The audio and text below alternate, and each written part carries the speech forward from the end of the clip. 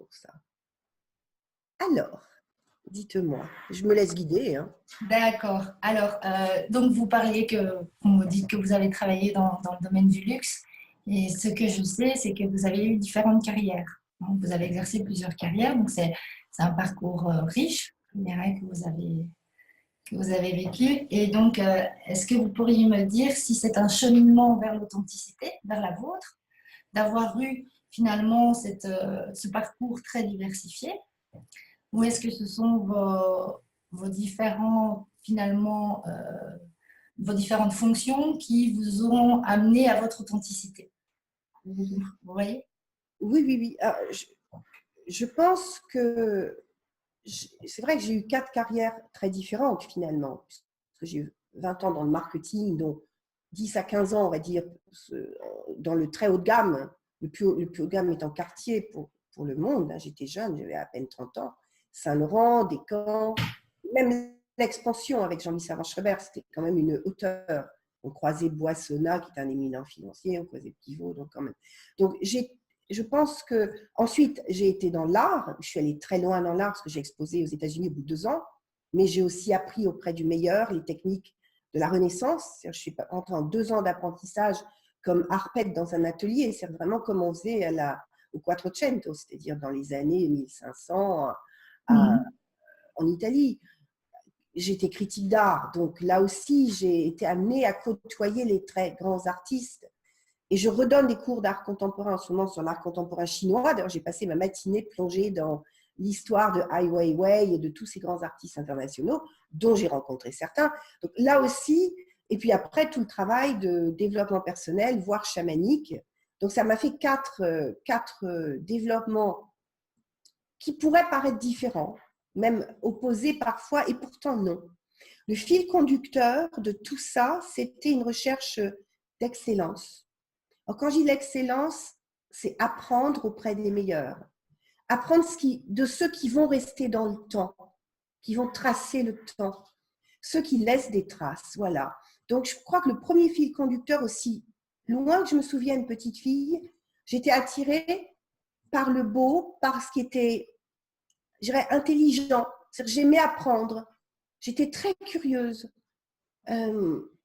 Donc, il y avait ce désir d'excellence, ce désir d'apprendre, ce désir de transmettre, que ce soit en marketing, en création, encore plus, tout même comme auteur, c'était transmettre, partager. Et puis, je pense aussi, je suis une vraie jouisseuse, et donc, il y avait me faire plaisir, me faire du bien. Donc, quels que soient mes choix, je me laissais guider par inconsciemment, parce que je ne faisais pas du dev perso au début, du développement personnel, c'est venu après. Quand j'ai transmis en tant que coach, j'ai dû mettre des mots différents dessus, mais c'était écouter ce qui vibrait en moi. C'est Donc, ça. ouais, chiche, oh là là, mais j'ai peur, vas-y. C'était cette espèce de mécanique, d'abord, waouh, ensuite, oh, j'y arriverai pas, puis une petite voix qui me dit, t'as rien à perdre, fonce. Et d'ailleurs, ça me rappelle une lettre de mon père que j'ai reçue, je crois que j'avais 25 ans. Donc, j'étais encore jeune, j'avais fini mes études, j'avais travaillé aux États-Unis, j'avais travaillé en Allemagne, en Autriche, j'ai fait 1 an en Amérique du Sud en sac à dos, j'avais déjà fait beaucoup de choses. Puis c'est un moment difficile de ma vie. Puis mon père m'écrit je suis fière de toi, ma fille, alors que la plupart de tes contemporaines vivent en monochromatique. Toi, tu as choisi une vie haute en couleurs. Fonce.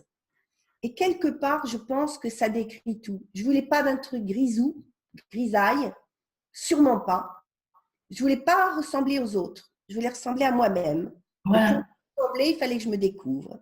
Et quelle est la meilleure façon de se découvrir que de tenter et de vivre? C'est ça. Voilà. C'est en vivant que j'ai découvert. Et tout à l'heure, j'ai replongé. Je ne suis plus dans l'art depuis… Ça fait 6 ans que j'ai quitté un peu l'art et mon art parce que je n'ai plus le temps de créer, de sculpter, de peindre. Et l'écriture, à part écriture en développement personnel, j'ai plus écrit de poésie, de nouvelles, etc. Et encore moins vraiment d'expos. Et comme une amie qui est historienne d'art m'a demandé de reprendre, on avait fait ça il y a 10 ans, des cours d'art contemporain, j'ai dit tiens, on va se replonger dans la Chine. J'étais spécialiste pendant 2 ans de l'art contemporain chinois. J'étais à la direction artistique d'une galerie parisienne, la galerie Lipao, rue Dauphine. Et en 1 an, on avait été nominés comme la meilleures galeries, parmi les 10 meilleures galeries parisiennes. Et c'était quand même un truc juste waouh. Et je suis allée 2 fois en Chine à ce moment-là, une fois en voyage d'art contemporain. Et il existait à l'époque un programme qui s'appelait Art Process. On a été partout dans le monde ensemble, aller chez les collectionneurs, chez les artistes, voir les musées, voir un peu l'art underground. On l'a fait à Moscou, on l'a fait en Chine, on l'a fait un peu partout, Biennale de Venise, etc. Bon, bref. Et toujours est-il que pour ce cours qui a lieu la semaine prochaine, j'ai replongé dans mes archives. Et je pensais à vous ce matin, Maud, parce que justement, j'ai réécouté les vidéos de Ai Weiwei, qui est activiste plutôt qu'artiste, artiviste on pourrait dire. J'ai regardé toutes les photos que j'avais faites à l'époque, les textes que j'avais écrits. Je me dis, mais j'étais tellement passionnée. Et en fait, je pense que le fil conducteur suprême, c'est la passion. Et la passion de l'excellence. Pour moi, c'est tout être humain a cette possibilité d'activer en lui, là où il est, la passion de l'excellence. Elle a toujours un espace où se libérer. Même si on est chez soi, qu'on s'occupe que de ses enfants, dans une éducation différente, dans une curiosité, les emmener dans des musées, les emmener vivre des expériences, etc. Que l'on soit chef d'entreprise, quel est le projet qui peut le plus possible apporter de valeur? On va coller à notre époque. J'écoutais une émission sur France Inter, je l'écoute Europe 1 tous les jours, c'est La France qui marche. Et c'est souvent des entrepreneurs, des industriels qui sont un peu hors ligne. Il parlait du slip français, il parlait d'autres gens qui ont un moment où mon mari a découvert ça il n'y a pas longtemps, Asphalt. Ce sont des marques de créateurs jeunes qui collent à l'époque, qui sont au cœur de ce qui aujourd'hui fait vibrer les gens. On a besoin de valeurs différentes de mon époque. Moi, quand j'avais 20 ans, 30 ans, les valeurs, c'est les années 70, 80, pardon, c'était des valeurs plus matérialistes. Moi, j'avais l'art, mais c'était quand même ça. Aujourd'hui, on n'est plus dans ces valeurs-là. On sent qu'on a besoin de contribution, de sens. On parle de récupération, de recyclage, de coller à l'image de soi, de se trouver. On parle du bonheur. Est-ce un droit, est-ce un devoir? Est-ce que c'est possible? Donc, tout projet vivant, passionné, donc passionnant, va s'ancrer dans son époque. Et je pense que j'étais une fille de son époque. Quelle que soit l'époque, j'étais dans mon époque. Mais avec une passion pour l'avant, c'est-à-dire d'où nous venons. Il n'y a pas de futur sans mémoire. D'où venons-nous?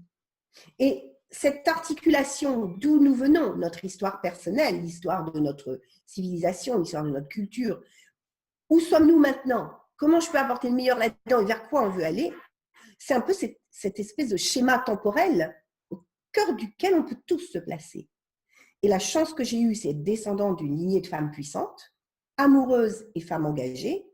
Et moi, en tant que jeune fille, quand je suis sortie de Subdeco, j'avais 21 ans, j'ai fait Subdeco Lille, qu'on appelle Schema aujourd'hui, j'ai tout de suite, je me suis autorisée à aller vers des grands postes. Je ne me suis pas posé la question, je dis, mais attends, je ne suis pas une femme ou un mec, je suis juste quelqu'un de passionné. Et on me donnait des responsabilités importantes. Mon tout premier job, je n'étais pas encore dedans. J'avais donc 21 ans. Donc, une goutte de lait au bout du nez. Et le patron m'appelle et me dit, est-ce que vous êtes libre la première semaine de votre arrivée? Je vous emmène à Miami. Bah, bien sûr, attendez, je regarde mon agenda. Oui, peut-être. Mais bien sûr, banco, je prends, je vais. À ce moment-là, c'est aussi quand l'opportunité arrive, on dit, mais je saute dedans et je verrai ce que j'en fais. Oui, donc je pense, hein, par rapport à ce que vous venez de me dire, que vous vous êtes quand même toujours écouté. Et c'est en vous écoutant que vous avez enrichi votre parcours. C'est dans votre nature profonde d'être curieuse. Vous disiez, j'étais très curieuse. Oui, mais je pense que tout enfant est curieux. Et souvent, je vois des adultes qui se disent, je ne peux pas, mon histoire, ma famille. Moi, je n'ai pas une histoire si simple que ça. Elle est faite de contradictions. J'ai la moitié qui me disait vas-y et l'autre qui disait freine. Comme toutes les histoires. Toutes. Donc, je suis issue d'une contradiction profonde. Mais on est tous issus de contradictions. Simplement, on choisit quoi? D'écouter le loup noir ou le loup blanc? Celui qui dit n'y va pas, c'est difficile, on n'y arrive pas, ou celui qui dit waouh, la vie est un jeu, on fonce. Moi, peut-être que chance, c'était de toujours choisir le loup blanc. Mais en même temps, l'enfant intérieur en nous, intact, il a ça. Donc, une personne qui n'a pas eu forcément le même cursus, la même chance que j'ai eu, on va dire, c'est-à-dire d'avoir cette nature positive. On peut se dire, où elle est ma nature positive? Où est-ce qu'elle est ma nature profonde? Là où elle est intacte, elle est dans mon enfant intérieur. Tout à fait. Dans cette C'est- richesse. Oui, c'est un synonyme, l'enfant intérieur et votre On nature. dit d'ailleurs que l'enfant intérieur est celui qui a le chemin direct vers notre âme. Moi, Tout à très fait. vite, j'ai compris aussi qu'au-delà d'être une petite fille, puis une jeune fille, puis une femme, j'étais un être, une âme, une essence, quelque chose qui était unique, qui était infiniment précieux, et qu'à l'intérieur de ce trésor, il y avait des réponses. Donc, je pense qu'au début, c'était intuitif, inconscient, puis après, je l'ai tellement travaillé que c'est devenu une évidence, et surtout maintenant, c'est ce que je partage. Je suis une éveilleuse, quelque part. Je suis devenue l'éveilleuse. C'est au travers de ce que j'ai vécu, des freins que j'ai pu rencontrer, des dépassements, et de l'énergie que j'ai développée. Je pense que je suis une chatouilleuse d'âme aujourd'hui. Et la chatouilleuse d'âme, c'est la chatouilleuse de l'enfant intérieur qui dit, OK, ton histoire, on la connaît. D'accord. Si on rembobinait, puis on va aller chercher là où tu as une pépite, quelque chose d'unique. Et vraiment, 9 fois sur 10, ça fonctionne magnifiquement. Ah oui, oui, oui. Voilà. Oui, ça je constate aussi. Ceci dit, vous avez quand même, si j'ai bien lu, depuis votre tendre enfance, émis ce vœu d'être heureuse. Ah, complètement. Voilà. Et donc ce vœu, vous l'avez réalisé, ou en tout cas vous le réalisez au quotidien. Je suppose que à certains moments ou certains jours, c'est moins évident d'être dans la réalisation de ce vœu. Ah oui, il y a même des moments où ce n'est pas du tout le cas. Hein. Parce Voilà. qu'il n'y a pas d'extrême d'un côté sans en avoir d'extrême de l'autre, hein, quand même. On est comme un pendule. Donc, je peux être très, très heureuse, mais je peux aussi être très malheureuse. Mais ça ne dure pas longtemps. Ça aussi, c'est une phrase que m'a dite mon père. Tu es comme moi, tu es infiniment sensible, tu as des hauts et des bas, très fréquents, mais tes bas ne durent pas. Mais c'est vrai que je peux avoir des bas très bas. Là, j'étais malade pendant une semaine, j'avais l'impression que le monde s'écoulait. Voilà. Donc, bien sûr, en revanche, et c'est ça qu'il est important d'activer en soi, c'est vraiment l'histoire du loup blanc, du loup noir. Hein.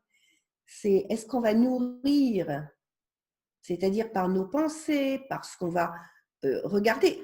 Ces 2 heures que j'ai passées ce matin en regardant les vidéos de Ai Weiwei, j'ai nourri ma passion. J'ai revu toutes les photos que j'avais prises à Shanghai, à Pékin. Je me dis, ah, mais c'est vrai, j'ai vécu ça, j'avais oublié, c'était il y a 10 ans.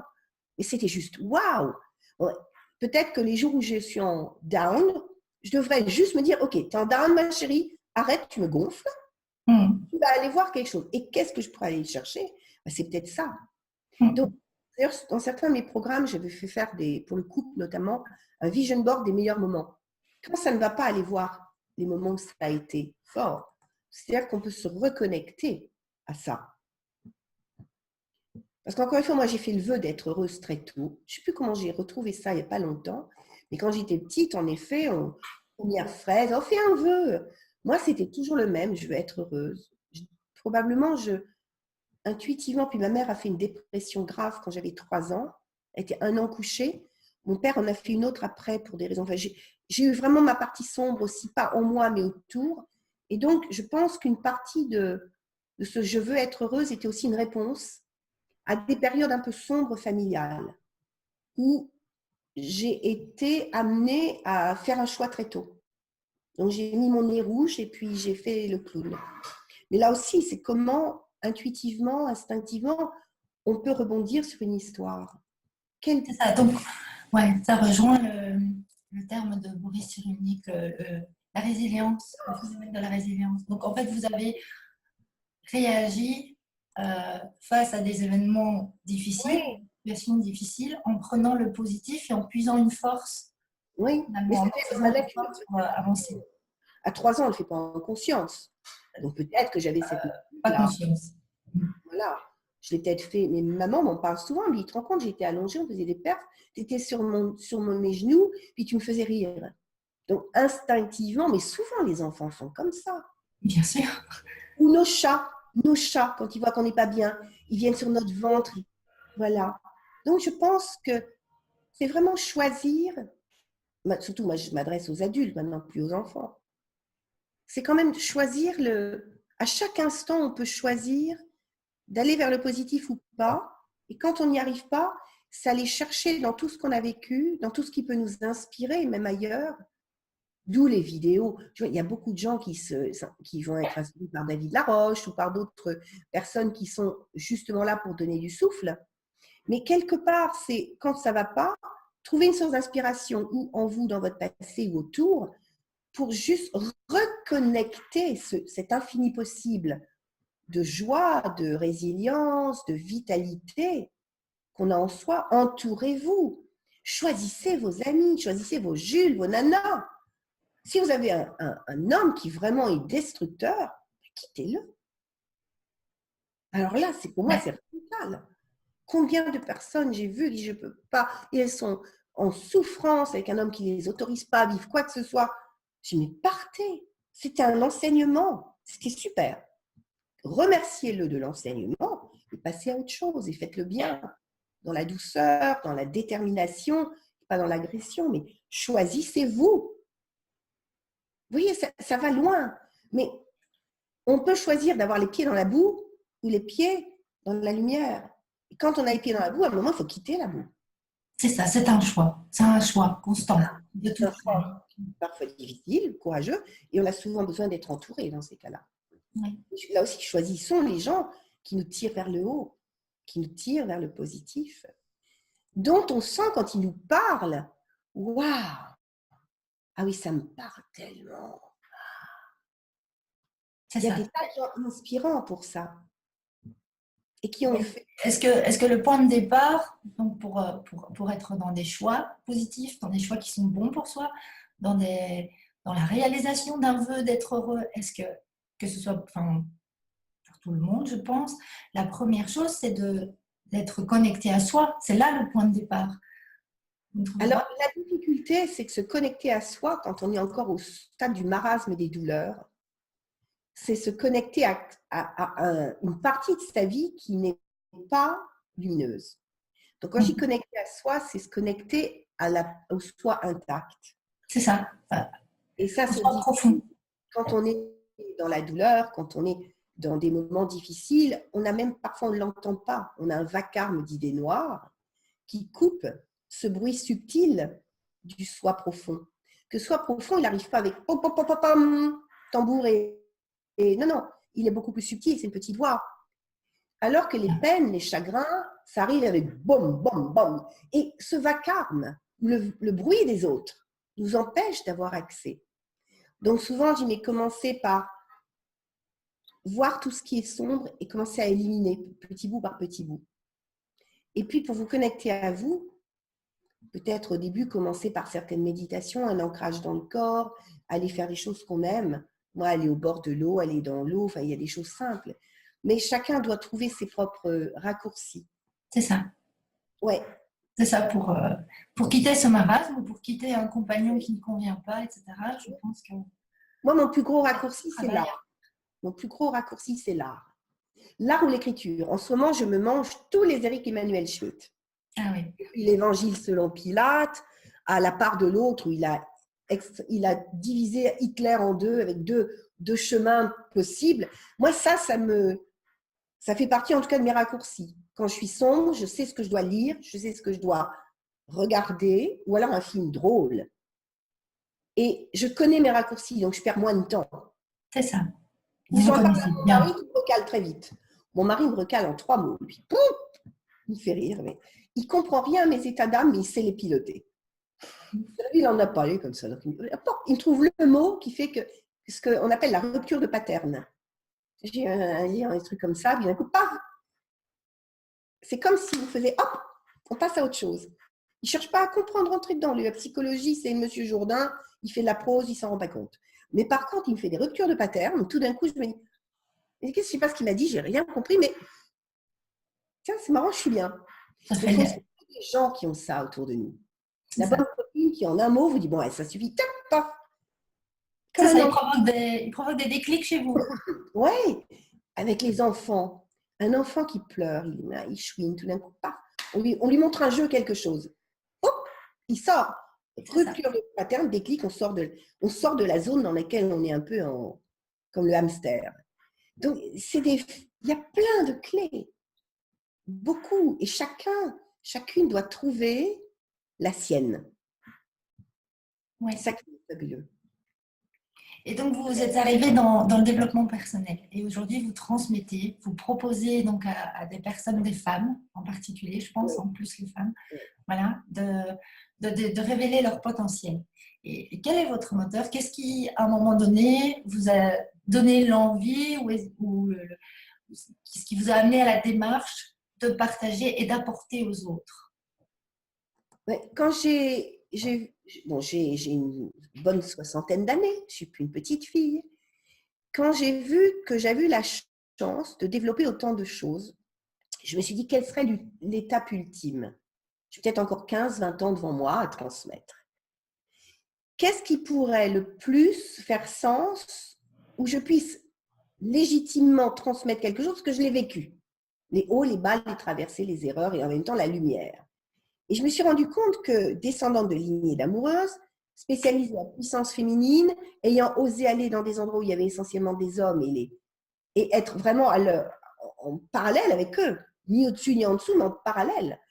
Mais finalement, là où j'ai le plus de sens et de choses à dire, c'est j'ai réussi à le faire, j'en connais vraiment toutes les articulations. Vous êtes jeune ou moins jeune, vous avez envie enfin de vous révéler, professionnellement et personnellement, je peux vous y aider. Et c'est ça. Donc, je pense aussi qu'on est à une époque où le féminin a vraiment besoin de prendre une pleine place. Je regardais cette jeune Suédoise, je crois, cette jeune fille de 16 ans, qui est partie au sommet de Davos. Elle a 16 ans, c'est une gamine. Ça fait 5 ans qu'elle alerte le monde sur les abus du pouvoir. Et elle dit, aujourd'hui, je ne veux pas vous dire d'agir, je veux vous paniquer, parce que la maison est en feu. Les hommes ne bougent très peu, ne bougent que très peu. Je pense profondément que ce sont les femmes, parce qu'on est maman, parce qu'on a une sensibilité, peut-être une empathie, qui s'est davantage autorisée, parce qu'on a été moins piloté par l'ego masculin, le yang, les testostérones. Donc, je pense vraiment qu'on a plus de possibilités et moins de freins pour occuper ces places, ces positions où on n'est pas dans la recherche de pouvoir, mais de puissance. Ce n'est pas pareil. Pour moi, l'homme a été élevé, malheureusement, dans tout le système de ces 2 siècles, en tout cas peut-être même avant, dans une notion de pouvoir. Les femmes étaient souvent derrière, cachées. Elles sont plutôt dans la puissance. Puissance occulte ou puissance ouverte. Malraux disait le 21e siècle sera spirituel ou ne sera point. Moi, je dis simplement, il sera féminin ou ne sera point. Il y a une urgence dans une époque où on a besoin de sens. Donc pour moi, il y a 2 populations qui sont aujourd'hui capables de le faire, les femmes et les jeunes de tous sexes confondus. Les jeunes, parce que c'est leur avenir qui est en jeu, d'où cette gamine, j'ai oublié son nom, parce que je n'ai pas la mémoire des noms, mais vous voyez qui elle est, cette jeune fille qui était… Oui. Et donc, ou bien les femmes, parce que les femmes, c'est nos enfants qui sont en jeu. C'est nos enfants. Et là, c'est maintenant, quoi. Donc, j'ai choisi ça parce que ça me parle profondément, parce que je le vibre dans chacune de mes cellules, parce que c'est nécessaire. Et que je voudrais vraiment partir de cette terre en ayant laissé une trace. Pas forcément un nom dans la presse, les médias, ça je m'en fiche un peu. Encore que ça peut contribuer à une visibilité, mais ça n'est qu'au service d'eux. C'est pas ça que je vise, mais je peux l'utiliser comme, je dirais, comme courroie de transmission. Mais c'est surtout ça. Et en ce moment, on me demande beaucoup d'écrire justement dans des magazines et je vais m'y mettre. J'ai eu tout à l'heure une demande pour un nouveau magazine qui va être créé. J'en ai un sur Speakers. Il y aura Martin Latulippe en couverture. Là, c'est sur pour les femmes prises de parole en public. Et c'est important. Et un autre, je viens d'avoir la proposition ce matin, je vais vraiment écrire. Parce que c'est une façon de propager cette conscience que le féminin, qui n'est pas en opposition au masculin, mais qui est dans une autre articulation de notre puissance, qui est partie sur des qui a eu la chance d'échapper à certaines constructions et qui donc peut s'offrir le luxe de se montrer dans la vulnérabilité, dans la détermination, etc.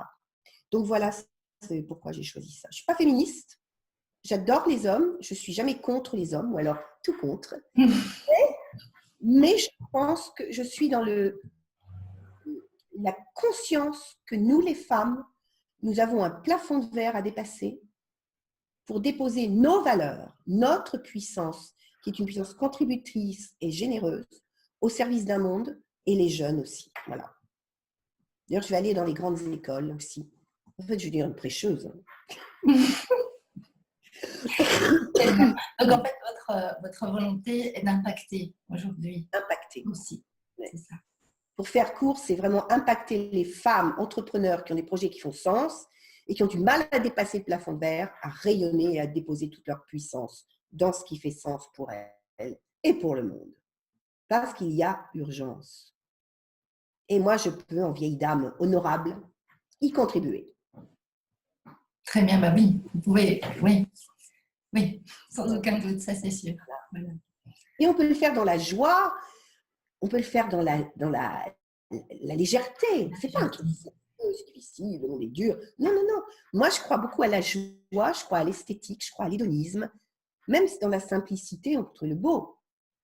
Vous savez, il y a une très, très belle image qu'on appelle le wabi-sabi. C'est une image du Japon. Moi, j'ai passé pas mal de temps au Japon. J'y suis allée pendant 5 ans pour Saint-Laurent puis pour Descamps. J'avais étudié le japonais. J'avais vraiment été loin, comme toujours, dans ma passion. Wabi-sabi, c'est quand on prend des vieilles pièces abîmées, on va les réparer. Vous savez, pas tous nos auditeurs. Et on les répare avec quoi? Avec de l'or. Et c'est pour ça que je dis, le sublime peut aussi toucher le blessé. Donc, on n'a pas besoin de faire ça dans le sérieux, l'engagement. Yes, j'y vais. Non, on peut le faire dans la délicatesse, on peut le faire dans la saveur. Soyons des artistes de la vie. C'est ça, dans la... Oui. Là où c'est, on fait ce qui existe aujourd'hui. Dans la légèreté et la joie, je pense que c'est important que vous ameniez. Oui. J'allais voir vos bijoux, mais j'étais très touchée.